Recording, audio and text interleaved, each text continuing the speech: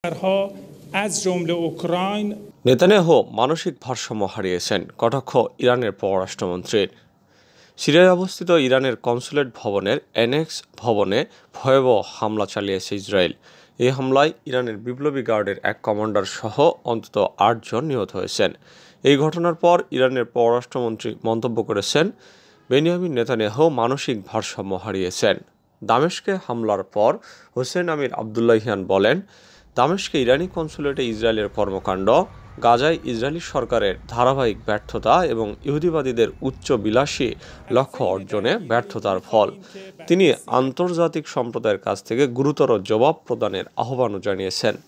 এদিকে ইরানের পররাষ্ট্র মন্ত্রণালয়ের মুখপাত্র নাসের কানানি বলেছেন, ইসরায়েলের বিরুদ্ধে কী ধরনের প্রতিক্রিয়া ও শাস্তি কার্যকর করা হবে সে বিষয়ে ইরান সিদ্ধান্ত নেবে।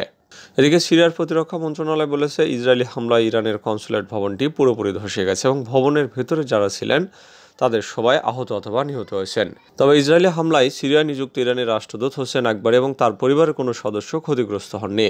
কনসুলেটের যে ভবনটিতে হামলা হয়েছে তারা সেখানে উপস্থিত ছিলেন না, বিষয়টি নিশ্চিত করেছে ইরানি বার্তা সংস্থা নূর নিউজ।